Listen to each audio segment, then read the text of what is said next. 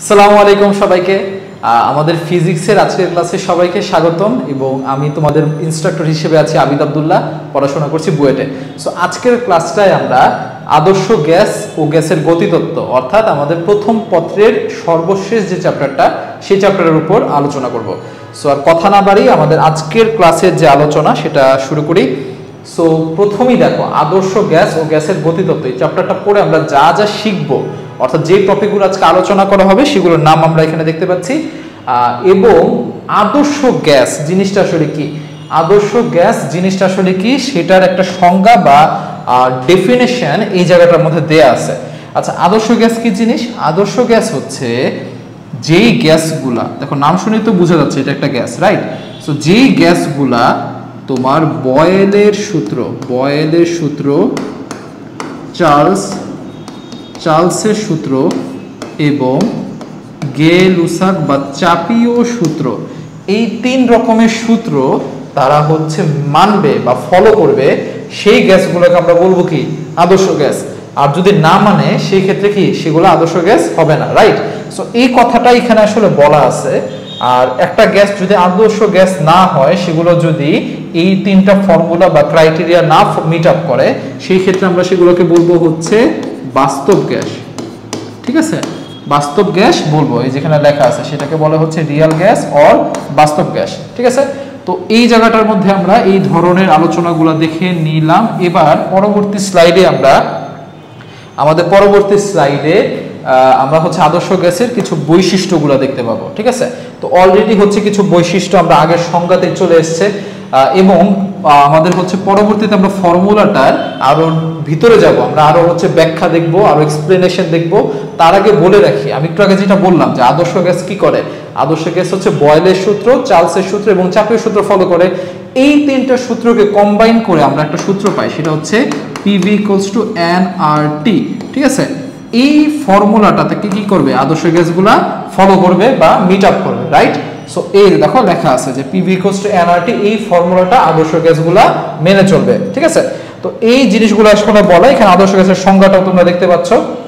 So overall আদর্শ গ্যাসের কিছু ক্যারেক্টারিস্টিক্স আমরা এই স্লাইডটাতে দেখতে পেলাম। ঠিক আছে, আমরা পরের স্লাইডটাতে যাচ্ছি। সো পরের স্লাইডে আমরা যে আমাদের যেটা আমি একটু আগে বলেছিলাম যে আমাদের আদর্শ গ্যাসগুলো হচ্ছে কি করে, আদর্শ গ্যাসগুলো হচ্ছে তিন রকমের ফর্মুলা ফলো করে। সো ফর্মুলা, আচ্ছা আসতেছে, স্লাইডটা লোড হচ্ছে, আমরা একটু ওয়েট করি। হ্যাঁ, স্লাইডগুলো আসুক, আমরা একটু ওয়েট করি। সো দেখো আমাদের হচ্ছে কি বললাম যে আমাদের আদর্শ গ্যাস হচ্ছে এই সূত্রগুলো অ্যাকচুয়ালি ফলো করবে। ঠিক আছে, আচ্ছা তো এটা আমাদের অলরেডি বলা হয়ে গেছে। এবং বয়েলের সূত্রের ব্যাপারগুলো আমি একটু ব্যাখ্যাতে চলে যাচ্ছি। হ্যাঁ, আমরা একটু কুইকলি আগাবো এবং কুইকলি আগে আমরা ব্যাখ্যাটাতে চলে যাব। তো আমাদের বয়েলের চার্লসের সূত্র, প্রথমে হচ্ছে আমরা বয়েলের সূত্রের আগে চার্লসের সূত্রটা এখানে দেয়া, আমি তার আগে এক কাজ করি, বয়েলের সূত্রটা তোমাদেরকে একটু দেখাই। হয়তো প্রিভিয়াস স্লাইডে আমাদের প্রিভিয়াস স্লাইডে বয়েলের সূত্রের আলোচনাটা আছে, এটা আমাদের স্কিপ হয়ে গেছিল, সেটা একটু দেখাই। বয়েলের সূত্র কি বলে? বয়েলের সূত্র বলে একটা যে কোনো গ্যাস হোক, আদর্শ হোক বাস্তব হোক, তার হচ্ছে টোটাল PVT অর্থাৎ চাপ, আয়তন এবং তাপমাত্রা, তিনটা ক্রাইটেরিয়া নিয়ে ধরো আমরা চিন্তা করতেছি। তো আমাদের বয়েলের সূত্রের ক্ষেত্রে কি হবে, বয়েল, আচ্ছা আরেকটা ক্রাইটেরিয়া আছে, সেটা হচ্ছে ধরো মোল সংখ্যা বা গ্যাসের পরিমাণ, রাইট? তো বয়েলের সূত্রের ক্ষেত্রে আমরা প্রথম দুইটা P আর V নিয়ে ডিল করব, বাকি যে দুইটা থাকবে অর্থাৎ তাপমাত্রা আর আমাদের গ্যাসের পরিমাণ, সেই অংশটুকু হচ্ছে ধ্রুবক থাকবে। অর্থাৎ এই দুইটা কি হবে বলো, এই দুইটা হচ্ছে কনস্ট্যান্ট হবে। আচ্ছা, তাহলে এই P আর V এর মধ্যে আমাদের সম্পর্কটা কিরকম?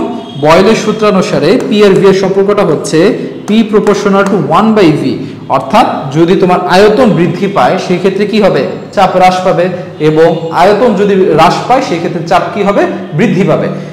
এই জিনিসটাকে আমরা এবার এরকমও বলতে পারি যে PV হচ্ছে কনস্ট্যান্ট। ঠিক আছে, PV হচ্ছে কনস্ট্যান্ট। তো আমরা হচ্ছে এই জিনিসগুলো দেখলাম, এটা হচ্ছে আমাদের বয়েলের সূত্রটা গেল। এর পরবর্তীতে আমরা হচ্ছে আমাদের চার্লসের যে সূত্রটা, সেই চার্লসের সূত্র নিয়ে আলোচনা করব। সো চার্লসের সূত্রে আমরা কি দেখতেছি, চার্লসের সূত্রে আমরা দেখব হচ্ছে এটার মধ্যে আমাদের P আর আমাদের N, এই দুইটা হচ্ছে কনস্ট্যান্ট থাকবে। এই দুইটা কি থাকবে ভাইয়া, এই দুইটা হচ্ছে কনস্ট্যান্ট থাকবে। কি বলতেছি আমরা এখন চার্লসের সূত্র পড়ব এবং চার্লসের সূত্রে আমাদের পি আর এন এই দুইটা হচ্ছে কনস্ট্যান্ট থাকবে, রাইট? তাহলে বাকি রইল কোন দুইটা? ভি আর টি, তাই না? বাকি যে দুইটা রইল সেটা হচ্ছে ভি আর টি। তো এখান থেকে আমরা ভি আর টি এর মধ্যে যে রিলেশন সেটা দেখতে পাবো। তো ভি আর রিলেশনটা কি, আমি আগে ফর্মুলাটা লিখি তারপর আমরা ব্যাখ্যায় যাব। ফর্মুলাটা হচ্ছে তোমার 0 ডিগ্রি সেলসিয়াস তাপমাত্রায় আয়তন ধরো ভি নট, ঠিক আছে? এখন তুমি করলা কি, ভি 0 ডিগ্রি সেলসিয়াস থেকে তুমি তাপমাত্রা পরিবর্তন করতেছো। কতটুকু পরিবর্তন করলা? তুমি থিটা পরিমাণ পরিবর্তন করলা। এখন এই থিটা পরিমাণ পরিবর্তন করাতে নতুন তাপমাত্রা আমার আয়তন ধরো ভি থিটা, তাহলে আমরা কি বলতে পারি? V theta equals to V naught plus theta plus, sorry এই যে কেটে যাচ্ছে, divided by 273 into V naught, ঠিক আছে? আমরা হচ্ছে এই জিনিসটা বলতে পারি যে V theta equals to V naught plus theta into V naught divided by 273। So এখান থেকে আলটিমেটলি কি লেখা যায় বলো? এখান থেকে আলটিমেটলি পরের লাইনটা নিচে লিখি ধরো। এখান থেকে কি লেখা যায়? ভি থিটা ইকুয়ালস টু হচ্ছে ভি নট কমন নিলাম, তাহলে কি থাকবে? 1 প্লাস 273 ডিভাইডেড উপরে হচ্ছে থিটা। এখান থেকে আলটিমেটলি দেখো তুমি যদি যোগ বিয়োগ করো তাহলে উপরের অংশটুকুতে কি আসবে বলো ভাই? উপরের অংশটুকুতে আসবে হচ্ছে থিটা প্লাস 273 আর নিচে আছে হচ্ছে 273। সো উপরে থিটা প্লাস 273 মানে কি বলো? আমরা আমাদের সেলসিয়াস স্কেলে যে তাপমাত্রা অর্থাৎ থিটা, এটাকে কেলভিন স্কেলে কম্পেয়ার করে ফেললাম বা কনভার্ট করে ফেললাম অ্যাকচুয়ালি। সো আমাদের এখান থেকে আসলে কি আসতেছে? এখান থেকে আসতেছে হচ্ছে finally V theta equals to V naught into T divided by 273। Clear? So এটাই হচ্ছে আমাদের আসলে আমাদের কিসের ফর্মুলা? এটাই হচ্ছে আমাদের চার্লসের ফর্মুলা। সো এখান থেকে দেখো ভি নট মানে 0 ডিগ্রি সেলসিয়াস তাপমাত্রার যে আয়তন সেটা কি কনস্ট্যান্ট, তোমার 273 কি কনস্ট্যান্ট। সুতরাং তোমার ভি যেটা সেটাকে আমরা কি বলতে পারি? প্রপোর্শনাল টু টি, ঠিক আছে? ভি প্রপোর্শনাল টু আমরা বলতে পারি হচ্ছে টি, এই যে এখানে লেখা আছে। সো চার্লসের সূত্র অনুসারে আমরা কি বলতে পারি ভাইয়া? ভি হচ্ছে প্রপোর্শনাল টু টি। তো একই রকম ভাবে ভি যদি প্রপোর্শনাল টু টি হয় তাহলে আমরা লিখতে পারি হচ্ছে v1 divided by v2 equals to t1 divided by t2, right? So আমাদের চার্লসের সূত্র নিয়ে আমাদের মোটামুটি আলোচনাটা কনফার্ম। আমি যে জিনিসটা এখানে লিখলাম সেগুলাই এখানে হচ্ছে আসলে ব্যাখ্যাটা বলা। সুতরাং v থিটা মানে হচ্ছে v naught plus theta into v naught divided by 273। Clear? So এটা হচ্ছে আমরা দেখলাম, এটার আলোচনা করা হইলো। এবার পরবর্তীতে আমরা হচ্ছে চার্লসের সূত্র দেখব এবং চার্লসের যে সূত্রটা সেটাও হচ্ছে আমাদের চাপীয় সূত্র দেখব। চাপীয় সূত্রটাও আমাদের চার্লসের সূত্রের মতোই। তো আমাদের চাপীয় সূত্রটা কি বলে? চাপীয় সূত্র হচ্ছে আমাদের n এবং v এই দুইটা এবার কনস্ট্যান্ট থাকবে। তাহলে বাকি রইল কি? p আর t, বাকি রইল হচ্ছে আমাদের p আর t। এই দুইটার মধ্যে রিলেশন দেখব হচ্ছে আমরা আমাদের চাপীয় সূত্র থেকে। সো এখানেও একই ঘটনা। আমাদের এই যে ফাইনালি যে ফর্মুলাটা, তুমি এখানে ব্যাখ্যাটা যদি একটু পড়ো, অর্থাৎ তুমি 0 ডিগ্রি থেকে তাপমাত্রা বাড়াচ্ছ, বাড়ায় থিটা ডিগ্রি করলা। সো থিটা ডিগ্রিতে গিয়ে তোমার পি এর ভ্যালু অর্থাৎ পি থিটা হবে actually P naught into T divided by 273। আমি একটু আগে যেরকম হচ্ছে দেখাইলাম না ভি নট ভি থিটার ক্ষেত্রে, ওই একই প্রসেসে এই জিনিসটা হচ্ছে বিল্ড আপ হয়েছে, রাইট? সো এখান থেকে হচ্ছে ফাইনাল আমরা কি বলতে পারি? আমরা বলতে পারি হচ্ছে পি প্রপোর্শনাল টু টি। আমরা বলতে পারি হচ্ছে পি প্রপোর্শনাল টু টি, যে এটা এখানে হচ্ছে লেখা। তো এই গেল হচ্ছে আমাদের চাপীয় সূত্র, চার্লসের সূত্র, বয়েলের সূত্র, তিনটা সূত্রের আলোচনা করা হইল। তো এরপরে হচ্ছে আমরা কি দেখব? এরপরে হচ্ছে আমাদের কিছু ম্যাথ দেখা হবে। সো আমরা আস্তে আস্তে ম্যাথের দিকে ঢুকে যাচ্ছি, রাইট? প্রথম ম্যাথটাতে যাই, দেখি প্রথম ম্যাথে কি বলা। প্রথম ম্যাথে বলছে হচ্ছে স্বাভাবিক তাপমাত্রা। সো তাপমাত্রার একটা ক্রাইটেরিয়া বলে দিছে। তারপর চাপ, স্বাভাবিক তাপমাত্রা, স্বাভাবিক চাপ। তো বায়ুকে সংনমিত করে আয়তন অর্ধেক করা হয়েছে। অর্থাৎ পূর্বে যদি আয়তন v1 হয়, বর্তমান আয়তন হচ্ছে v1/2, অর্থাৎ v2 কে আমরা কি বলতে পারি? v1/2। আয়তনকে অর্ধেক করা হয়েছে। তো এখন বলতেছে কি যে চূড়ান্ত চাপ কত? বলতেছে হচ্ছে চূড়ান্ত চাপ কত? খেয়াল করে দেখো, পুরো প্রশ্নটার মধ্যে শুধুমাত্র আয়তন v আর চাপ p, এই দুইটা জিনিস নিয়ে কিন্তু ডিল করা হচ্ছে। সো আমরা কোন ফর্মুলাটা ইউজ করব বলো? আয়তন আর চাপের রিলেশন কোন ফর্মুলাতে দেখছিলাম? বয়েলের ফর্মুলাতে দেখছিলাম। সো আমরা হচ্ছে P1 V1 হচ্ছে P2 V2 এই ফর্মুলাটা ইউজ করব। সো প্রথমটার ক্ষেত্রে দেখো তোমার স্বাভাবিক চাপ বলে দিছে না? স্বাভাবিক চাপ মানে কত? P1 এর ভ্যালু হচ্ছে 101,325 101,325 প্যাসকেল। V1 এর ভ্যালু V1 ই লেখা থাকুক, P2 ইনটু V2 মানে কত? V1 divided by 2, right? So এখান থেকে আলটিমেটলি আমি কি লিখতে পারি? আলটিমেটলি লিখতে পারি হচ্ছে P2 মানে হচ্ছে আগের যে চাপ ছিল সেটা দ্বিগুণ হয়ে গেল। ক্লিয়ার? অর্থাৎ খুবই সিম্পল, কিন্তু এটার জন্য ম্যাথ যে করছি এই তো অনেক, ম্যাথই তো করা লাগবে না। তোমার আয়তন যদি অর্ধেক হয়ে যায়, বয়েলের সূত্র অনুসারে কি হবে? যেহেতু ব্যস্তানুপাতিক, আয়তন অর্ধেক হয়ে গেলে তার মানে চাপ দ্বিগুণ হয়ে যাবে। ক্লিয়ার? সো এটা খুবই সিম্পল একটা ম্যাথ ছিল অ্যাকচুয়ালি। এটা হচ্ছে ধরো তোমাদের, আচ্ছা এইবারে যে কোশ্চেনটা সেটা একটু খেয়াল করো। এবারে হচ্ছে আমরা যে ম্যাথটা করব এখানে হচ্ছে কি কি বলা একটু খেয়াল করি আমরা। আমাদের এখানে বলে দিছে যে একটা সিলিন্ডারের ভিতর অক্সিজেন অর্থাৎ O2 অক্সিজেন গ্যাস সংরক্ষিত আছে। সেই অক্সিজেন গ্যাসের আয়তন বলা, তাপমাত্রা বলা। ক্লিয়ার? এবং চাপও বলে দিছে। এরপরে বললো কি, আমরা তাপমাত্রার কোনো পরিবর্তন করলাম না, তাপমাত্রা স্থির রাখলাম এবং কিছু পরিমাণ অক্সিজেন বের করে দিলাম। আমরা তাপমাত্রা স্থির রাখলাম যদিও, বাট কিছু পরিমাণ অক্সিজেন ওই সিলিন্ডার থেকে বের করে আনলাম। তার মানে কি, আমাদের অক্সিজেন গ্যাসের যে পরিমাণটা সেটা চেঞ্জেস হইলো বা হেরফের হইলো। এখন বলছে কি, এই যে তুমি অক্সিজেনের বের করে আনলা সেই কারণে চাপ হচ্ছে কমে গেছে। আগে চাপ ছিল হচ্ছে 2.5 ইন্টু 10 টু দি পাওয়ার 5, আর এখন চাপ হয়েছে হচ্ছে 1.3 into 10 to the power 5। Clear? এখন আমাদেরকে বলছে ব্যবহৃত বা বের করে আনা অক্সিজেনের পরিমাণ কত। খুব সিম্পলি আমরা করে ফেলতে পারি। এটার জন্য আমাদের প্রথমে করতে হবে কি, তুমি যেহেতু তাপমাত্রা স্থির রাখছো, তুমি প্রথমে হচ্ছে P1 V1 equals to P2 V2 এই ফর্মুলা অ্যাপ্লাই করে তুমি হচ্ছে দেখো চাপের পরিমাণ P2 এর মান দেয়া, বাট V2 এর মান অর্থাৎ চাপের এতটুকু পরিবর্তন হওয়ার কারণে আয়তনের কতটুকু পরিবর্তন হলো সেটা তো আমরা জানি না, তাই না?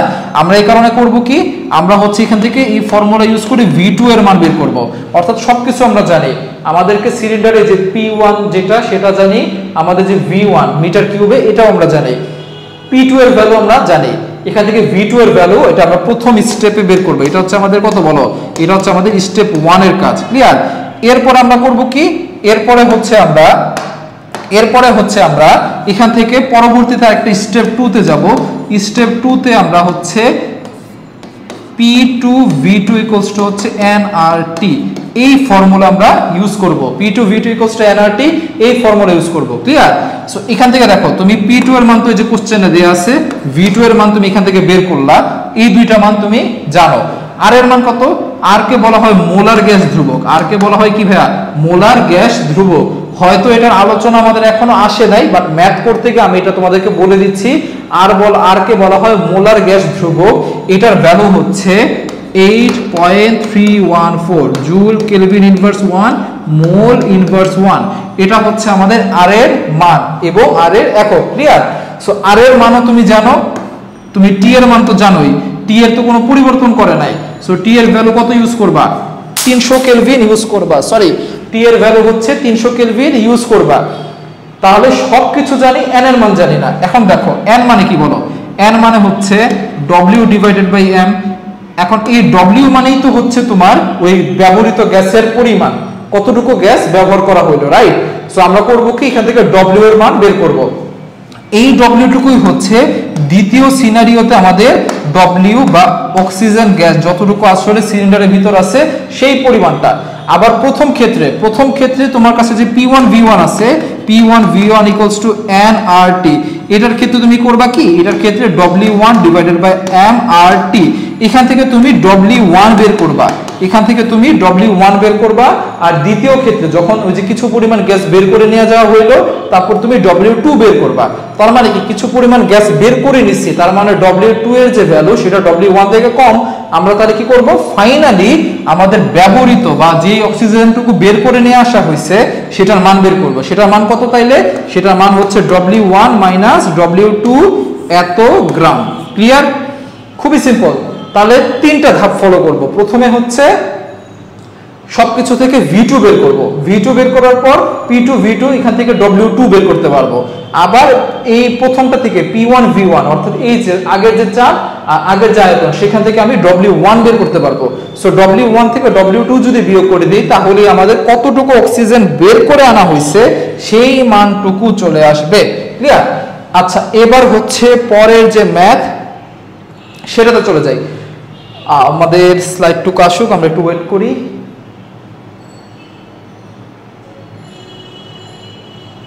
আচ্ছা, এই যে দেখো এখানে একটা স্লাইড চলে এসেছে, ঠিক আছে? স্লাইডটা চলে আসছে, আমরা এখান থেকে একটা ম্যাথ দেখতে পাচ্ছি। এই ম্যাথটা খুব বেশি ইম্পর্টেন্ট, এই টাইপের যে ম্যাথগুলো খুব বেশি ইম্পর্টেন্ট। সো এই টাইপের ম্যাথের ক্ষেত্রে কি বলতেছে যে ধরো আমি যদি ছবি আঁকি, এখানে ছবিটা দেখো, এটা হচ্ছে একটা হ্রদ, এটা হচ্ছে হ্রদের তলদেশ, এটা হচ্ছে হ্রদের উপরের সারফেস। ক্লিয়ার? তো হ্রদের তলদেশে একটা বুদবুদ ক্রিয়েট করা হইলো, সেই বুদবুদটা যখন উপরে আসছে তখন তার ব্যাস, তার যে ব্যাস, বুদবুদের যে ব্যাস সেটা হচ্ছে দ্বিগুণ হয়ে গেছে। তোমরা কি জানো ব্যাস দ্বিগুণ হওয়া মানে কি? ব্যাসার্ধ দ্বিগুণ হওয়া। আর বুদবুদের যদি ব্যাসার্ধ দ্বিগুণ হয় তার আয়তন কত গুণ হবে বলো? আয়তনের ফর্মুলা হচ্ছে v = 4/3 পাই r কিউব। ক্লিয়ার? তাহলে ব্যাস যদি দ্বিগুণ হয়ে যায় তাহলে 2 টু দি পাওয়ার কিউব অনুসারে আয়তন হচ্ছে 8 গুণ হয়ে যাবে। এটা তো বুঝলাম। তার মানে উপরে যে আয়তনটা সেটা হচ্ছে 8 গুণ হয়ে গেছে। ক্লিয়ার? উপরের আয়তন হচ্ছে 8 গুণ, অর্থাৎ নিচে যদি আয়তন v1 হয় উপরের আয়তন হচ্ছে 8v1। আচ্ছা, নিচে ধরো চাপ হচ্ছে P1, উপরে হচ্ছে চাপ P2। এখান থেকে হচ্ছে আমরা আমাদের ম্যাথের কাজে চলে যাব। আমাদের ম্যাথটা কি বের করতে বলছে? আমাদের ম্যাথটাতে বলছে এই হ্রদের গভীরতা কত, অর্থাৎ এই যে লেন্থটুকু সেই h এর মান আমাদেরকে বের করতে বলছে। আমরা জাস্ট সিম্পলি ওই যে P1 V1 = P2 V2 যে ফর্মুলার ম্যাথ করছিলাম ওইটা অ্যাপ্লাই করব। এখন এখান থেকে খেয়াল করে দেখো P1 মানে কি? P1 মানে হচ্ছে উপরে যে বায়ুমণ্ডলীয় চাপ কাজ করতেছে ওইটা তো আছেই, তার পাশে এই পানির যে চাপটুকু এটা এক্সট্রা কাজ করবে, অর্থাৎ P1 মানে হচ্ছে P2 + h rho g। ঠিক আছে? এটা হচ্ছে পানির এক্সট্রা চাপ সহ টোটাল যে P1 সেটার মান। আর V1 দেখো, V1 মানে নিচে বুদবুদের মান, সেটা হচ্ছে V1 = হচ্ছে উপরে হচ্ছে বায়ুমণ্ডলীয় চাপ P2 আর V2 এর ভ্যালু কত? 8v1। V2 এর ভ্যালু হচ্ছে 8v1। এখান থেকে অনেক কিছু কাটাকাটি চলে যায়, V1 কাটা। ক্লিয়ার? তারপর হচ্ছে এই P2 তো কাটতে পারবো না, তাই না? P2 কাটা যাবে না, বাট V1 হচ্ছে কাটা। এখান থেকে হচ্ছে আমরা কি করব? আমরা হচ্ছে h এর মানটা বের করব। ক্লিয়ার? এখান থেকে হচ্ছে আমরা h এর যে মানটা সেটা বের করে ফেলবো। তো কত আসবে দেখো, h এর মান হচ্ছে অ্যাকচুয়ালি 8p2 - p2 অর্থাৎ 7p2 আর ডিভাইডেড বাই হচ্ছে rho g। এখান থেকে জাস্ট 8 এর আমাদের h এর যে মান সেটা চলে আসবে। এখানে P2 মানে কত? P2 মানে হচ্ছে অলরেডি বললাম এটা হচ্ছে আমাদের বায়ুমণ্ডলীয় যে চাপ সেটা। সো P2 এর ভ্যালু হচ্ছে অ্যাকচুয়ালি 7 × 101,325। এটা হচ্ছে আমাদের P2 এর ভ্যালু, rho g। তো সবকিছুর মান বসায় দাও, তোমার आंसर চলে আসবে। ক্লিয়ার? সো এই ম্যাথটা হচ্ছে খুব ভেরি ইম্পর্টেন্ট একটা টাইপ। এটা ঘুরে ফিরে অনেক জায়গাতে এডমিশন পরীক্ষাতেও দেখা যায়, বোর্ড পরীক্ষাতেও দেখা যায়। সো আমরা এই ম্যাথটা সম্পর্কে একটু কেয়ারফুল থাকবো। আচ্ছা, এরপরে দেখো তোমরা হচ্ছে যে ফর্মুলাটা এতক্ষণ ধরে পড়ছিলা বা আমি তোমাদেরকে পড়াইলাম যে PV = হচ্ছে nRT। PV = কি পড়ছি আমরা? PV = হচ্ছে nRT। সো এই PV = nRT, এই n আর r এখান থেকে নতুন যদি একটা কনস্ট্যান্ট ডেভেলপ করি সেটাকে আমরা যদি k বলি, এই k টা হচ্ছে আমাদেরকে বোলজম্যান ধ্রুবক। এই k টাকে বলা হয় কি? বোলজম্যান ধ্রুবক। সো ওইটাই লিখলো আর কি, PV = হচ্ছে kT। ঠিক আছে? সো এটাও আশা করি বুঝতে পারলা। এবার হচ্ছে আমরা পরবর্তী স্লাইডে যাব। আচ্ছা, এখান থেকে হচ্ছে দেখো r এর যে ভ্যালুটা এটা কিন্তু তোমরা মুখস্থ জানো। n এর মান যদি বলে দেয় সেখান থেকে তুমি খুব সহজে কি করতে পারবা? সেখান থেকে তুমি হচ্ছে k এর ভ্যালুটাও বের করে ফেলতে পারবা। যেমন এই যে r এর যে আলোচনাটা বলতেছিলাম, আমাদের কিন্তু r এর মানটা চলে আসছে। r এর মান নিয়ে আমাদের আলোচনা অলরেডি করা হয়েছে। r এর মান নিয়ে আমরা কি আলোচনা করছি বলো? r এর মান নিয়ে আমরা কি আলোচনা করলাম? r এর মান হচ্ছে তোমার এই যে r এর একক হচ্ছে joule, kelvin inverse 1, mole inverse 1। ঠিক আছে? এটা হচ্ছে r এর একক। আর r এর মান তো বলেই দিলাম 8.314। সো এই স্লাইডের আসলে আহামরি কোনো কাজ না, এই স্লাইডের আলোচনা আমাদের অলরেডি করা হয়ে গেছে।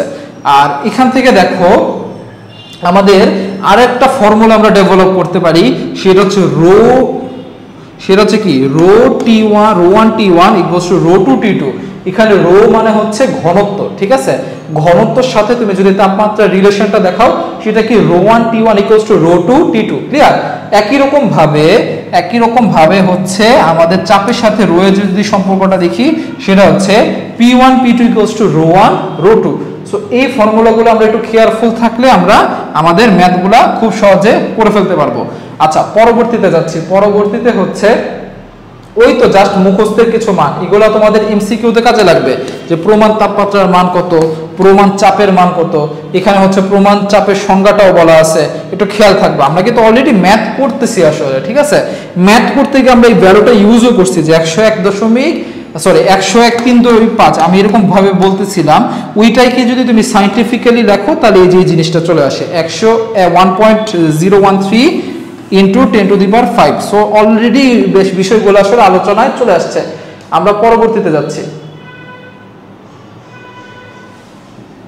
আচ্ছা, পরবর্তীতে দেখো, পরবর্তীতে হচ্ছে কি বলতেছে, ওই একই আসলে, এটা হচ্ছে প্রমাণ শূন্য তাপমাত্রার মান। এটা একটু খেয়াল রাখবা যে 0 কেলভিন বা -273°C বলা হয় প্রমাণ শূন্য তাপমাত্রা, ঠিক আছে? তাহলে এখান থেকে হচ্ছে আমরা পরবর্তীতে যাচ্ছি। এবার হচ্ছে একটা ম্যাথ দেয়া আছে আমাদের কাছে, দেখি এই ম্যাথটা কিভাবে করা যায়। এখানে হচ্ছে ঘনকের অভ্যন্তরে অক্সিজেনের চাপ কত, খুবই সিম্পল। এটা আমি করাবো না আসলে অ্যাকচুয়ালি। এই ম্যাথটা আমাদের অলরেডি প্রিভিয়াসলি যে ম্যাথগুলো করছি সেগুলোর আলোচনায় চলে এসেছে, কিন্তু খেয়াল করে দেখো এখানে হচ্ছে তাপমাত্রা বলে দিছে, অক্সিজেনের পরিমাণ বলে দিছে, তোমার কাছে 20 সেন্টিমিটার দৈর্ঘ্যের ঘনকের কথা বলা। সো ঘনকের কি তুমি আয়তন বের করতে পারবা, সো তোমার আয়তন সম্পর্কে একটা আইডিয়া দিয়ে দিছে। পরবর্তীতে বলছে কি যে 1 মোল অক্সিজেনের ভর হচ্ছে 32 গ্রাম, তাহলে ঘনকের অভ্যন্তরে অক্সিজেনের চাপ কত? খুব সিম্পল, জাস্ট PV = nRT। এই ফর্মুলা থেকে P মানে কত, nRT ডিভাইডেড বাই হচ্ছে V, এটা ইউজ করে P এর মান বের করবা। খুবই সিম্পল, জাস্ট এই ম্যাথটা করে ফেলা যাবে কিন্তু। আচ্ছা, পরবর্তীতে যাই। পরবর্তীতে হচ্ছে গ্যাসের গতিতত্ত্ব রিলেটেড বা গ্যাসের অণু রিলেটেড কিছু আলোচনা আমাদের কাছে করা আছে। যেমন গ্যাসের অণুগুলো কি হয়, আমরা খুবই ছোটবেলায় পড়ছিলাম কিন্তু, যে গ্যাসের অণুগুলো হচ্ছে ভাসমান অবস্থায় থাকে, তাদের মধ্যকার আন্তঃআণবিক বলের পরিমাণ কম হয়, সুতরাং তারা হচ্ছে খুব দূরত্ব মেনটেন করে এলোমেলো ভাবে চলতে থাকে বা ভাসমান করতে ভাবে থাকে, তাই না? যেমন কঠিন পদার্থের অণুগুলো খুব বেশি কনজেস্টেড ভাবে থাকে, বাট গ্যাসের অণুগুলো কিন্তু ওইভাবে থাকে না। ওই বিষয়গুলো আসলে এই স্লাইডটুকুতে বলা। আচ্ছা, পরবর্তীতে কি, পরবর্তীতে হচ্ছে ওই যে এটারই ধারাবাহিকতায় কিছু বৈশিষ্ট্য বলা, যে গ্যাসের অণুগুলো যখন চলাচল করতেছে তখন তারা একটা আরেকটার সাথে সংঘর্ষে লিপ্ত হয়। সো ওই বিষয়গুলি আসলে আমরা এখানে দেখতে পাচ্ছি যে ধাক্কা দেয়। সো এগুলা তোমরা একটু পড়লেই এই বৈশিষ্ট্যগুলা বুঝতে পারবা। আচ্ছা, এরপরে যাই। এরপরে হচ্ছে কি বলা, এরপরে হচ্ছে আমাদের ওই যে গ্যাসের অণুগুলোর কথা বলতেছিলাম, যে গ্যাসের অণুগুলো হচ্ছে মুক্তভাবে চলাচল করতে থাকে। সো তারা কত বেগ নিয়ে অ্যাকচুয়ালি চলাচল করে সেই বিষয়গুলো এখানে দেয়া, অর্থাৎ গ্যাসের অণুগুলার যে বেগ সেগুলো নিয়ে আমাদের কিছু আলোচনা। এই স্লাইডটুকু ভেরি ইম্পর্টেন্ট, একটু খেয়াল রাখতে হবে। গ্যাসের অণুগুলার গড় বেগ কত? গ্যাসের অণুগুলার গড় বেগ হচ্ছে প্রত্যেকটা অণুর বেগ যোগ করব ডিভাইডেড বাই অণুর সংখ্যা। এটা তো বুঝতেছি, এটা তো খুবই সিম্পল। এরপরটা দেখো, এরপরটা হচ্ছে গ্যাসের অণুর গড় বর্গ বেগ, অর্থাৎ প্রত্যেকটা অণুর যে বেগ সেগুলোকে স্কয়ার করব, দেন যোগ করব, ফাইনালি হচ্ছে মোট অণু সংখ্যা দিয়ে ভাগ করে দিব, ঠিক আছে? তাহলে আমরা কি করলাম, প্রত্যেকটা অণুর যে বেগ সেগুলোকে বর্গ করলাম, তারপর একসাথে যোগ করলাম, ফাইনালি n দিয়ে ভাগ করে দিলাম, ক্লিয়ার? সো এখান থেকে গ্যাসের গড় বর্গ বেগ চলে আসলো। বা সবচেয়ে বেশি ইম্পর্টেন্ট এই লাস্টেরটা, সবচেয়ে বেশি ইম্পর্টেন্ট এই লাস্টেরটা। বাট যেটা বলতেছিলাম অ্যাকচুয়ালি আমাদের গড় বেগ এবং গড় বর্গ বেগ এটার আলোচনা হয়েছে, বাট এর মধ্যে সবচেয়ে ইম্পর্টেন্ট যেটা সেটা হচ্ছে গড় বর্গ বেগের বর্গমূল। এটাকে হচ্ছে আমরা বলি আসলে CRMS, এই ভেলোসিটি। এখানে RMS মানে হচ্ছে রুট মিন স্কয়ার ভেলোসিটি, বুঝছো? সো আমরা করব কি, প্রথমে হচ্ছে প্রত্যেকটা অণুর বর্গ করলাম, বেগের বর্গ করলাম, করে করে যোগ করব ডিভাইডেড বাই n। তাহলে ভিতরের অংশটুকুকে কি বললাম, একটু আগে কিন্তু শিখছি, গড় বর্গ বেগ, রাইট? ভিতরের অংশটুকু হচ্ছে গড় বর্গ বেগ, এর বাইরে হচ্ছে রুট করে দিলাম, তার মানে আলটিমেটলি কি করলাম, আমরা মূল গড় বর্গ বেগ বের করলাম, ঠিক আছে? আমরা যখন ম্যাথ করব তখন হচ্ছে গ্যাসের অণুগুলোর জন্য আমরা সাধারণত এই CRMS যে ভেলোসিটিটা, অর্থাৎ মূল গড় বর্গ বেগের যে ভেলোসিটিটা, সেটাই ইউজ করব, ক্লিয়ার? চলো সামনে দিকে যাই। এবার হচ্ছে আমরা নেক্সট যেটা দেখব সেটা হচ্ছে আমাদের ওই তো আলোচনায় চলে এসছে আসলে গ্যাসের অণুর আণবিক যে গতিতত্ত্বটা সেটা অলরেডি বললাম, যে অণুগুলো কিভাবে চলাচল করে তাদের ওই ঘটনাগুলোই আসলে বলা। পরবর্তীতে হচ্ছে আদর্শ গ্যাসের চাপের সমীকরণ। আমরা যেটা দেখব সেটা হচ্ছে আদর্শ গ্যাসের চাপের সমীকরণ। সো এই ফর্মুলাটা একটু খেয়াল রাখো। আমরা একটু আগে পড়ছিলাম PV = nRT, আবার PV কে লেখা যায় কি 1/3 mc²। এখানে c মানে হচ্ছে গ্যাসের অণুর বেগ আর m মানে হচ্ছে গ্যাসের অণুর আণবিক ভর। ক্লিয়ার? আবার এটাকে বলা যায় কি PV হচ্ছে 1/3 mc²। ঠিক আছে, তাহলে P মানে হচ্ছে কি 1/3 m/v, মানে v-টাকে ওইদিকে নিয়ে গেলাম c²। ঠিক আছে, তাহলে এখানে m/v কে কি লেখা যায়? m/v কে লেখা যায় হচ্ছে ঘনত্ব বা রো। তো আলটিমেটলি আমরা এই দুইটা ফর্মুলা একটু কেয়ারফুল থাকবো। এই দুইটা ফর্মুলা আমরা মনে রাখলে আমাদের এখান থেকে ম্যাথ করা সহজ হবে।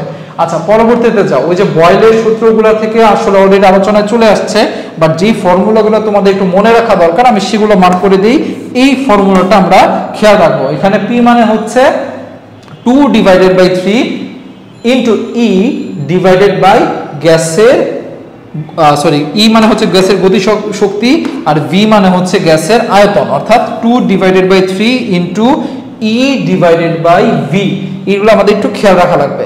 আচ্ছা, চাপের সূত্রের ক্ষেত্রেও আসছে, আসলে এগুলো অলরেডি মোটামুটি আলোচনা করা হয়েছে আমাদের। আমরা হচ্ছে যেটা একটু পরবর্তীতে ফার্দার যাব। হ্যাঁ, এবার এই ফর্মুলাটা একটু দেখো। এই ফর্মুলাগুলো থেকে সামনে দেখবা আমাদের কিছু ম্যাথ আছে, সো আমরা এই ফর্মুলা থেকে একটু খেয়াল রাখি। এখানে হচ্ছে একটু আগে যে CRMS ভেলোসিটি বের করলাম, সেই C কে লেখা যায় কি √3p/ρ, সেটাকে লেখা যায় কি √3p/ρ। আর এটা তো আমরা অলরেডি বললাম যে আমাদের P মানে হচ্ছে 2/3 ইন্টু গতিশক্তি ডিভাইডেড বাই আয়তন। সো এগুলো বলা হয়েছে। এখন হচ্ছে জাস্ট সামনের দিকে গিয়ে ম্যাথ করার পালা। ক্লিয়ার? এখন হচ্ছে দেখো, এখান থেকে সব ফর্মুলা আমরা পড়ছি, জাস্ট হচ্ছে প্রথমে একটা ম্যাথের এক্সাম্পল, এটা একটু খেয়াল করো। স্বাভাবিক তাপমাত্রা, সো তাপমাত্রার ভ্যালু কত বলে দিছে, স্বাভাবিক তাপমাত্রা মানে 0 ডিগ্রি সেলসিয়াস। তারপর চাপের ভ্যালু কত 101.325, ওই যে ভ্যালুটা বললাম ওইটা। নাইট্রোজেনের যে ঘনত্ব সেটাও বলে দিছে, নাইট্রোজেনের ঘনত্ব অর্থাৎ রো এর ভ্যালু তুমি জানো। এখন বলছে কি এই অণুগুলোর গড় বর্গবেগের বর্গমূল বা CRMS কত, এটাকে ফর্মুলা বললাম না 3p/ρ। সেই ফর্মুলা থেকে কিন্তু তোমরা এই CRMS ভেলোসিটিটা বের করতে পারবা। ঠিক আছে, এখানে তো P এর মান জানো, রো এর মান জানো, সব জানো, সো এখান থেকে বের করে ফেলতে পারবা। পরের কোশ্চেনটা দেখো। পরের কোশ্চেনে বলছে 100 ডিগ্রি সেলসিয়াস তাপমাত্রায় নাইট্রোজেন অণুর CRMS। এখানে দেখো তাপমাত্রার কথাটা বলে দিয়েছে। সো কি করব আমরা? তাপমাত্রার জন্য আমরা হচ্ছে 3RT ডিভাইডেড বাই m, এই ফর্মুলাটা ইউজ করব। আমরা নাইট্রোজেনের আণবিক ভর জানি, R এর মান জানি, এবং T এর ভ্যালু আমাদের তো কোশ্চেনেই বলা। সো সবকিছু জানি যেহেতু, আমরা 3RT ডিভাইডেড বাই m এই ফর্মুলা ব্যবহার করে গ্যাসের অণুর বর্গবেগ বা CRMS যে ভেলোসিটিটা সেটা বের করে ফেলবো। আচ্ছা, এরপরে আসো। এরপরে কি? এরপরে হচ্ছে যেটা, সেটা হচ্ছে কত ডিগ্রি সেলসিয়াস তাপমাত্রায় অক্সিজেন অণুর মূল গড় বর্গবেগ 100 ডিগ্রি সেলসিয়াস তাপমাত্রায় অণুর মূল গড় বর্গবেগের সমান হবে। আচ্ছা, তার মানে দেখো C মানে হচ্ছে কি, C এর ফর্মুলা আমরা কি জানি, আসলে কোথায় ব্যাটটা, এই যে C এর ফর্মুলা হচ্ছে √3RT ডিভাইডেড বাই m, তাই না? এখন দেখো T এর ভ্যালুর চেঞ্জ হচ্ছে, R = 3 = m = এগুলো তো সব কনস্ট্যান্ট, তাই না? তাহলে এখন কি বলতেছে যে প্রথম ক্ষেত্রে মনে করো তাপমাত্রা যখন হচ্ছে তাপমাত্রা হচ্ছে যখন 100 ডিগ্রি, তো সেটাকে আমরা T1 দিয়ে লিখলাম, তখন আমাদের মূল গড়বেগ হচ্ছে C1। আবার তাপমাত্রা যখন হচ্ছে তোমার একটা নতুন তাপমাত্রা, সেটা হচ্ছে T2, তখন মূল গড়বেগ হচ্ছে C2, অর্থাৎ 3RT2 ডিভাইডেড বাই m। এখান থেকে আমরা কি বলতে পারি? আমরা কম্পারিজন করে বলতে পারি যে দুইটার ক্ষেত্রেই হচ্ছে মূল গড়বেগ ইকুয়াল হওয়ার কথা বলছে, তাই না? তাই তো বলছে যে মূল গড়বেগের ইকুয়াল হবে, অর্থাৎ C1 = C2। তো এখান থেকে হচ্ছে আমরা কি লিখতে পারি? সবকিছু কাটাকাটি যদি চলে যায়, √T1 হচ্ছে √T2, তাই না? √T1 √T2। তো সেখান থেকে আলটিমেটলি তুমি T2 এর যে ভ্যালুটা সেটা বের করতে হবে আর কি। ঠিক আছে? আচ্ছা, এরপরে হচ্ছে কি বলছে, এরপরে বলছে যে 29 ডিগ্রি সেলসিয়াস তাপমাত্রায় ওই তো গতিশক্তি বের করার ফর্মুলাটা বলছে, তাই না? গতিশক্তির জন্য কি পড়ছি? গতিশক্তির জন্য আমরা পড়ছি হচ্ছে P = 2/3 × E/v, তাই না? এখান থেকে E এর ভ্যালুটা আমাদের বের করতে হলে 3/2 × PV। ক্লিয়ার? সো এখান থেকে সবকিছুর মান যদি দেয়া থাকে তুমি জাস্ট হচ্ছে এখানে বসায় आंसर বের করবা। যেমন এখানে হয়তো P আর V এর মান দেয়া নাই, বাট P আর V এর বদলে কি বসানো যায়? 3/2 nRT বসানো যায় না? 3/2 কিন্তু nRT বসানো যায়, রাইট? PV মানেই তো nRT। সো এটা বসাই দিলে আমাদের आंसर চলে আসবে। ক্লিয়ার? সো এই ম্যাথগুলো খুবই সহজ আসলে, এগুলোর জন্য তোমাকে জাস্ট ফর্মুলাগুলো একটু ক্লিয়ার থাকা লাগবে। এটাও একই ম্যাথ। সো আমরা একটু সামনের দিকে যাচ্ছি, এটাও একই ম্যাথ। এবার হচ্ছে নতুন একটা টপিক আসলো, সেটার নাম হচ্ছে গড় মুক্ত পথ। সেটার নাম কি বলো? সেটার নাম হচ্ছে গড় মুক্ত পথ। সো গড় মুক্ত পথ কি জিনিস? আমাদের গ্যাসের অণুগুলা তারা কি হচ্ছে, মনে করি অণু একবার এইদিকে যাচ্ছে, একবার এইদিকে যাচ্ছে, একবার এইদিকে যাচ্ছে, অর্থাৎ মুক্তভাবে চলাচল করতেছে, রাইট? সো এই গ্যাসের অণুগুলার যে কোনো দুইটা অণুর পরস্পর সংঘর্ষ হওয়ার যে মধ্যবর্তী গড় দূরত্বটা, সেটাকেই হচ্ছে আমরা গড় মুক্ত পথ বলি। সো মোট অতিক্রান্ত দূরত্ব ডিভাইডেড বাই ধাক্কার সংখ্যা, অর্থাৎ একটা অণু যতটুকু দূরত্ব অতিক্রম করে আর সেই দূরত্ব অতিক্রম করতে গিয়ে তার যতগুলা ধাক্কা লাগে অন্য অন্যর সাথে, সেই সংখ্যাটা হচ্ছে ডিভাইড করে দিব, তাহলে আমরা গড় মুক্ত পথ পেয়ে যাব। এই গড় মুক্ত পথকে হচ্ছে আমাদের ল্যামডা দিয়ে প্রকাশ করা হয়, ল্যামডা। ঠিক আছে? সো ল্যামডা দিয়ে আমরা কি করব? গড় মুক্ত পথ প্রকাশ করব। পরবর্তীতে যাও, এবার হচ্ছে একটু খেয়াল রাখবা, এই যে গড় মুক্ত পথ ল্যামডা, সেটার ফর্মুলা হচ্ছে 1/n π∑²। ঠিক আছে? এটাকে লেখা যায় হচ্ছে, সরি এই তো এখানে এটাকে লেখা যায় হচ্ছে 1/n π∑²।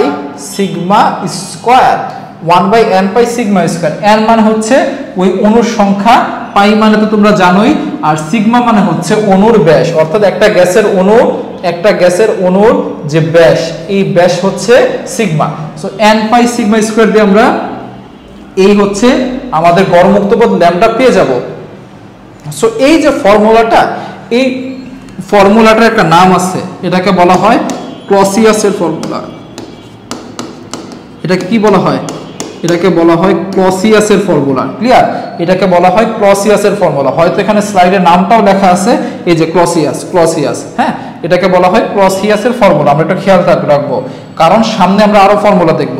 যেমন আরেকটা ফর্মুলা দেখো, সবকিছু সেম, ল্যামডার সাথে সবকিছু সেম, ল্যামডা = 1/n π∑², সব সেম, শুধুমাত্র একটা 1/√2 এক্সট্রা গুণ হইলো। এই যে এই ফর্মুলাটা দেখো, 1/√2 এক্সট্রা গুণ হইলো। এটাকে বলা হয় কি? এটাকে বলা হয় ম্যাক্সওয়েলের ফর্মুলা। এটাকে বলা হয় ম্যাক্সওয়েলের ফর্মুলা। সবগুলাই কিন্তু এই গড় মুক্ত পথের ফর্মুলাই, বুঝছো? বাট এক একজন বিজ্ঞানী এক একভাবে এটাকে এক্সপেরিমেন্ট করে তাদের নতুন ফর্মুলা ধারণা দিচ্ছে। আরেকটা ফর্মুলা আছে, সেটাকে বলা হয় বোলজম্যানের ফর্মুলা। সেই ফর্মুলা অনুযায়ী 3/4 লিখি এখানে, 3/4 × 1/n π∑², এটাই হচ্ছে সেই বোলজম্যানের ফর্মুলা। সো খেয়াল করলে দেখবা 1/n π∑² অর্থাৎ ক্লসিয়াসের ফর্মুলার সাথে নতুন একটা সহগ গুণ হইলেই আলটিমেটলি নতুন নতুন ফর্মুলা আসতেছে। একটা হচ্ছে ম্যাক্সওয়েলের আর একটা হচ্ছে বোলজম্যানের। ক্লিয়ার? সো আমরা হচ্ছে মোটামুটি আমাদের এই গ্যাসের অণুর গড় মুক্ত পথ সম্পর্কে আলোচনা করলাম। এখানে গড় মুক্ত পথের ম্যাথ দেয়া, আশা করি পারবা। গ্যাসের অণুর যে ব্যাস সিগমা সেটা বলা আছে, অণুর সংখ্যা যেটা সেটা বলা আছে, জাস্ট হচ্ছে ফর্মুলাতে বসাই দিলেই আনসার করা যাবে। আচ্ছা, এবার হচ্ছে আমরা নতুন একটা কনসেপ্টে যেতে যাচ্ছি। নতুন কনসেপ্টটা হচ্ছে তোমার শক্তির সমবিভাজন নীতি। শক্তির সমবিভাজন নীতিটা কি বলে? শক্তির সমবিভাজন নীতিটা হচ্ছে আমাদের গ্যাসের অণুর স্বাধীনতার যে মাত্রা, সেই স্বাধীনতার মাত্রায় শক্তিটা সমভাবে বিভাজিত হয়। অর্থাৎ সংজ্ঞাটা হয়তো এখানে লেখা আছে, যে মনে করো এটা হচ্ছে গ্যাসের স্বাধীনতার মাত্রার যে সংজ্ঞা, সেটা এই স্বাধীনতার মাত্রার মধ্যে আমাদের গ্যাসের অণুর যে গড় গতিশক্তিটা, সেটা কি হয়? সমভাবে বঞ্চিত না, কথাটা হবে সমভাবে বন্টিত হয়। ক্লিয়ার? সমভাবে ভাগ হয় আর কি, বুঝছো? একটু স্লাইডে ভুল আছে। এখানে হচ্ছে গ্যাসের অণুর যে গতিশক্তিটা সেটা স্বাধীনতার মাত্রার উপর সমভাবে বণ্টিত হয়। অর্থাৎ আমরা কি বলতে পারি, আমাদের যে টোটাল যে শক্তিটা সেটা হচ্ছে হাফ কেটি করে প্রত্যেকটা স্বাধীনতার মাত্রায় বণ্টিত হচ্ছে। তাহলে আমাদের টোটাল শক্তি ই মানে কি, স্বাধীনতার মাত্রা এফ ইন্টু হাফ কেটি। ঠিক আছে, এটাও একটা ফর্মুলা আমরা দেখলাম। সো এটা একটু খেয়াল রাখবো। তার মানে এটাকে বলা হয় শক্তির সমবিভাজন নীতি। আচ্ছা, পরবর্তীতে যাও। পরবর্তীতে হচ্ছে জলীয় বাষ্প বায়ুর চাপ নিয়ে আমাদের আলোচনা। এখন দেখো, মনে করো একটা বায়ুর এনভায়রনমেন্টে, একটা পরিবেশের বায়ুতে তোমার জলীয় বাষ্প উপস্থিত আছে, বা যেই পরিমাণ জলীয় বাষ্প উপস্থিত আছে সেই পরিমাণ জলীয় বাষ্প ম্যাক্সিমাম না, অর্থাৎ তুমি ওই বায়ুতে আরো জলীয় বাষ্প অ্যাড করতে পারবা। ধরো একটা মিষ্টির প্যাকেট, সেই মিষ্টির প্যাকেটে যতগুলো মিষ্টি আটবে তার থেকে কম সংখ্যক মিষ্টি আছে, তাহলে এরকম পরিস্থিতিটাকে আমরা বলবো হচ্ছে অসম্পৃক্ত বাষ্পচাপ। অর্থাৎ যতটুকু বায়ু ধারণ ক্ষমতা, যতটুকু জলীয় বাষ্প ধারণ ক্ষমতা, তার থেকে যদি কম জলীয় বাষ্প থাকে, সেই জলীয় বাষ্প যেই পরিমাণ চাপ প্রোভাইড করবে তাকে আমরা বলবো কি, অসম্পৃক্ত বাষ্পচাপ। আর সেই পরিমাণ জলীয় বাষ্পই যদি ওই বায়ুতে উপস্থিত থাকে, তখন সেটা যে চাপ দিবে তাকে কি বলবো, সম্পৃক্ত বাষ্পচাপ। ঠিক আছে, তার মানে হচ্ছে সম্পৃক্ত বাষ্পচাপ, অসম্পৃক্ত বাষ্পচাপ, এই দুইটা ধারণা আশা করি ক্লিয়ার হইল। এবার যাও, এবার হচ্ছে পরবর্তীতে যাই। এবার পরবর্তীতে আমরা দেখব আমাদের সম্পৃক্ত বাষ্পের বৈশিষ্ট্য তো অলরেডি দেখলাম, অসম্পৃক্ত বাষ্পের বৈশিষ্ট্য অলরেডি আলোচনা করলাম। এবারের কনসেপ্টটা খেয়াল করো। এবারের কনসেপ্টটা হচ্ছে, সাপোজ তোমার যে বায়ুর এনভায়রনমেন্ট, সেখানে যে জলীয় বাষ্প আছে সেটা সম্পৃক্ত না, আরো জলীয় বাষ্প অ্যাড করা যায়। বাট তুমি করলা কি, তুমি একটা কাজ করলা, তোমার যে তাপমাত্রা, বায়ুর যে ওই দিনের পরিবেশে যে তাপমাত্রাটা, সেটাকে তুমি কি করলা, এই তাপমাত্রাটাকে তুমি চেঞ্জ করে দিলা।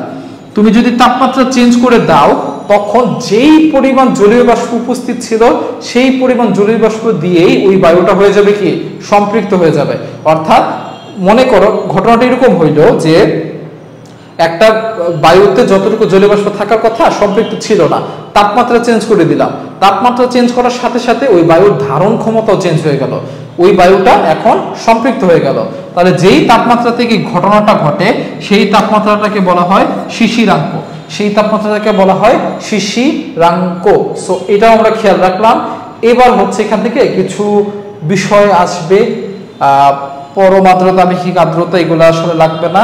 এটা দেখো, এবার হচ্ছে এখান থেকে আমাদের কিছু বিষয় আসবে, এগুলো একটু খেয়াল রাখা লাগবে। যে আমাদের মনে করো বায়ুর তাপমাত্রা আমাদের কাছে বলে দিছে, আমাদের কাছে শিশিরাঙ্কের তাপমাত্রা বলে দিছে, আমাদেরকে বলতেছে কি আপেক্ষিক আর্দ্রতা বের করতে, আমাদেরকে বলতেছে আপেক্ষিক আর্দ্রতা বের করতে। সো আমরা কি করব, আমরা হচ্ছে এখান থেকে আপেক্ষিক আর্দ্রতা বের করার জন্য আমাদের একটা ফর্মুলা আছে। ফর্মুলাটা আলোচনা খুব সম্ভবত এখন আসে নাই, তারপরে লিখি। ফর্মুলাটা হচ্ছে F divided by capital F into 100%। অর্থাৎ F মানে কি, উপরে ছোট f মানে হচ্ছে শিশিরাঙ্কে যে বায়ু, সেই বায়ুর সম্পৃক্ত বায়ুর চাপ, অর্থাৎ শিশিরাঙ্কে সম্পৃক্ত বায়ুর চাপ। আর ক্যাপিটাল F মানে হচ্ছে বায়ুর যে তাপমাত্রা সেটাতে সম্পৃক্ত বায়ুর চাপ। সো তোমাদের কোশ্চেনে দেখবা এই যে চাপের ভ্যালুগুলো উল্লেখ করা আছে। সো সেই চাপের ভ্যালুগুলো থেকে শিশিরাঙ্কে যে বায়ুর চাপ সেটা তোমাদের বসাইতে হবে, এবং বায়ুর তাপমাত্রা অর্থাৎ 26 ডিগ্রি সেলসিয়াস তাপমাত্রায় যে বায়ুর চাপ সেটা বসাইতে হবে। বসাই দিলেই আমরা কি পেয়ে যাব, আমাদের আপেক্ষিক আর্দ্রতার যে মান সেটা আমরা পেয়ে যাব। সো এটাও হচ্ছে একই রকম ঘটনা, এটার ক্ষেত্রে আপেক্ষিক আর্দ্রতা রিলেটেড ম্যাথ, এটাও হচ্ছে আমাদের আশা করি পারা যাবে। আমাদের বায়ুর তাপমাত্রাটা বলা, আমাদের শিশিরাঙ্কের তাপমাত্রা বের করে ম্যাথটা করা লাগবে। সো এইগুলা ছিল হচ্ছে আমাদের আজকের ক্লাসের আলোচনা। আজকের ক্লাসের আলোচনায় আমরা প্রথমে হচ্ছে আদর্শ গ্যাস সম্পর্কে কিছুক্ষণ আলোচনা করলাম, তারপর হচ্ছে গ্যাসের অণুর গতিতত্ত্ব দেখলাম, পরবর্তীতে হচ্ছে আমাদের এই গ্যাসের অণু রিলেটেড যে মানে আণবিক তত্ত্বের পরে হচ্ছে গ্যাসের অণুর বেগের আলোচনাটা আসলো। ঠিক আছে, তো গ্যাসের অণুর বেগ কিভাবে বের করব, বেগ রিলেটেড কিছু ম্যাথ আমরা করলাম। এর ধারাবাহিকতায় পরবর্তীতে আমরা আপেক্ষিক আর্দ্রতা এবং সম্পৃক্ত অসম্পৃক্ত বাষ্পচাপ সম্পর্কে বললাম। সো আজকের ক্লাসে আমাদের চ্যাপ্টারের যে বেসিক কনসেপ্টগুলো সেগুলো আমরা ক্লিয়ার করার চেষ্টা করেছি। সো ক্লাসের সাথে থাকার জন্য ধন্যবাদ সবাই।